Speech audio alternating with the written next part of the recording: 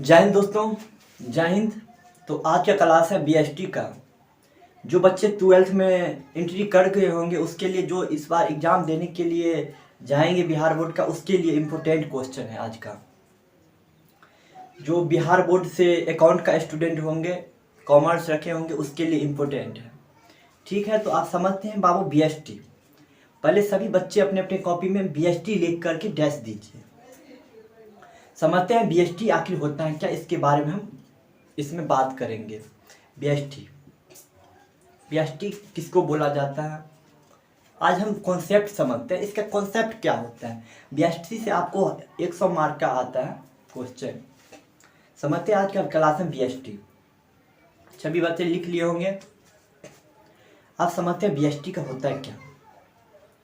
बाबू BST जो होता है एक व्यावसायिक अध्ययन, इसको हिंदी में बोलते हैं व्यावसायिक अध्ययन, और इसका फुल नेम है बीएसटी का बिजनेस स्टडी। फुल नेम है बिजनेस स्टडी। बीएसटी जो होता है बाबू एक मैनेजमेंट का काम होता है। मैनेजमेंट का मतलब ये होता है प्रबंध। जैसे कि हम कोई बिजनेस ओपन किए, ठीक है, तो हम उसको कैसे चलाएंगे, कैसे करके उसको हम प्लानिंग करके खोलेंगे, तो इस सब का जानकारी हमको किस में मिलता है, बिजनेस स्टडी में मिलता है। इसको हिंदी में बोलते हैं व्यावसायिक अध्ययन। तो इसमें हम समझते हैं बीएसटी। बीएसटी का क्या प्रमुख कारण है। इसका प्रमुख 5 कारण है।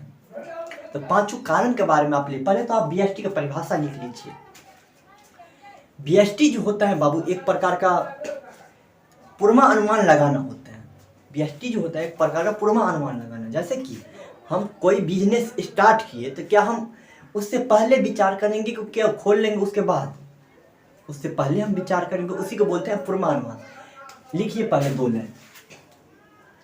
व्यावसायिक अध्ययन, व्यावसायिक अध्ययन एक प्रकार का पूर्वानुमान लगाना होता है।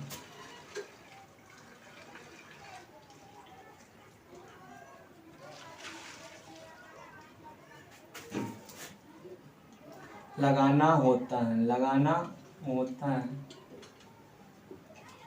कोई भी काम करने से पहले, कोई भी काम करने से पहले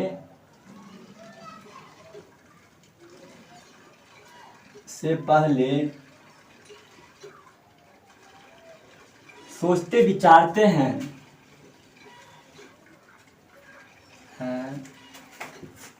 तो उसे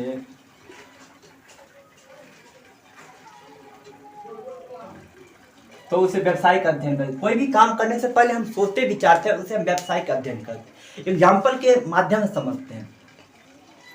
जैसे कल हमको कहीं जाना है, ठीक है, तो हम आज ही ना प्लानिंग करेंगे उसके बारे में कि कल जाएंगे तो कल प्लानिंग करेंगे। यस या नो। हम एक दिन पहले प्लानिंग करेंगे या 2-3 घंटा या 1 घंटा पहले प्लानिंग करते हैं, उसी को बोलते हैं हम व्यावसायिक अध्ययन। समझते हैं, कोई भी काम करने से पहले हम प्लानिंग करते हैं, उसे व्यवसाय। कोई जो हम व्यवसाय खोलेंगे, ओपन करेंगे, तो उससे पहले हम ना दिमाग लगाएंगे कि मैं इसमें कितना लागत लगेगा, इसमें कितना खर्च आए, कितना इससे हमको अर्न होगा, कितना प्रॉफिट होगा, ये सब को हम जानकारी पहले न कर लेंगे, उसके बाद ना हम खोलेंगे, उसी को बोलते हैं व्यावसायिक अध्ययन। तो व्यावसायिक अध्ययन का 5 जो है प्रमुख कारण है। पहला तो है बाबू नियोजन। पहला है बाबू नियोजन, इसको इंग्लिश में बोलते हैं प्लानिंग। किताब के पॉइंट ऑफ व्यू से हम पढ़ाते हैं। नियोजन जो होता है बाबू, नियोजन एक प्लानिंग का काम करता है। नियोजन जो होता है बाबू एक प्लानिंग का काम करता है। जैसे कि हम कोई भी काम किए, करने वाले हैं, और उसके पहले जो हम विचार करेंगे उसी को बोलते हैं नियोजन। इसका परिभाषा आप लिख लीजिए। कोई भी काम करने से पहले सोचते विचारते हैं, और उस काम को हम जो करते हैं तो उसे हम नियोजन करते हैं। कोई भी काम करने से पहले सोचते विचारते हैं, और उस काम को जो हम करते हैं तो उसे हम नियोजन करते हैं। इसको इंग्लिश में बोलते हैं प्लानिंग। नियोजन का मतलब समझे सब बाबू। ये VBI आप कर लीजिएगा, क्योंकि ये बिहार बोर्ड 12th में पूछता है, क्योंकि ये 5 नंबर में आपसे पूछ सकता है व्यावसायिक अध्ययन का 5 नियमों को आप बताइए, वर्णन कीजिए, ऐसे पूछेगा। तो एक तो हो गया नियोजन। नियोजन का बाबू कोई दिक्कत, कोई बाबू को कमेंट करिएगा दिक्कत हो तो। दूसरा है संगठन। दूसरा है संगठन।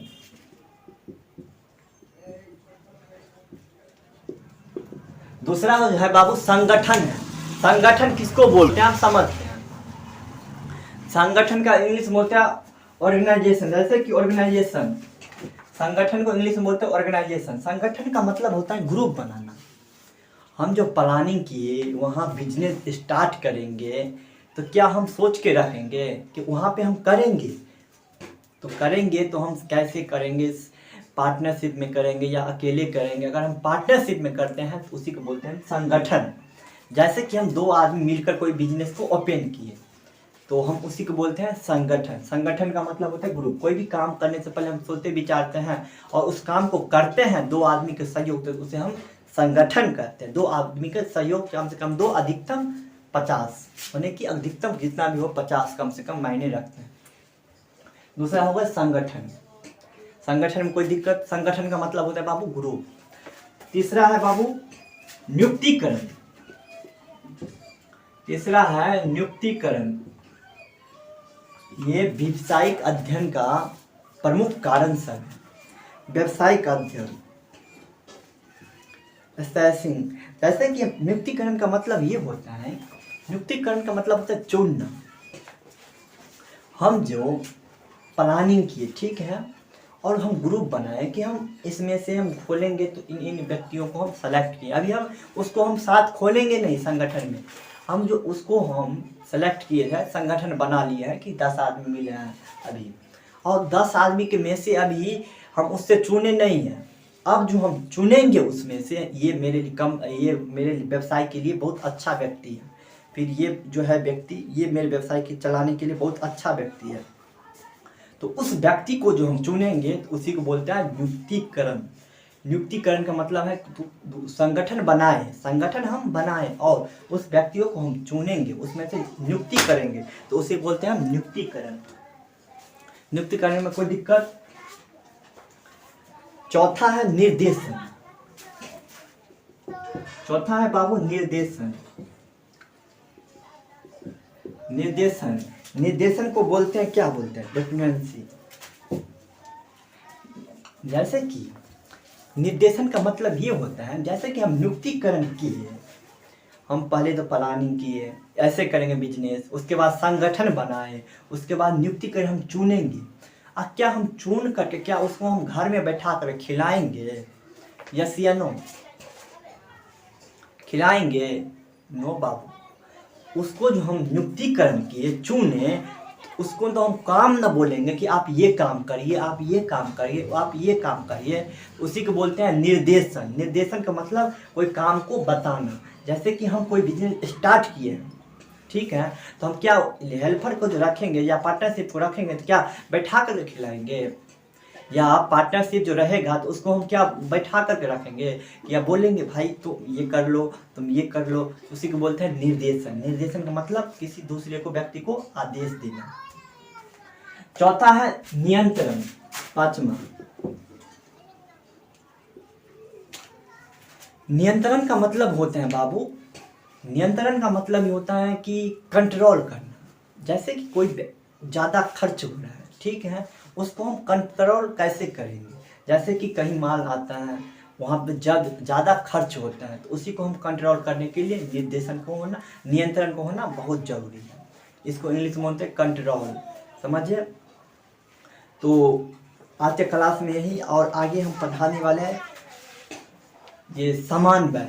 समन्वय लिख करके डैश दीजिए, इसी में है। इसमें बाबू को दिक्कत ये, आपको बिहार बोर्ड आपको 5 नंबर में प्रमुख कारण सब पूछेगा, तो यही है 5 नियोजन, नियोजन, संगठन, नियुक्तिकरण, निर्देशन, नियंत्रण, 5 का। अब हम पढ़ाएंगे समन्वय। समन्वय प्रबंध के लिए क्यों आवश्यक है? के लिए क्यों आवश्यक?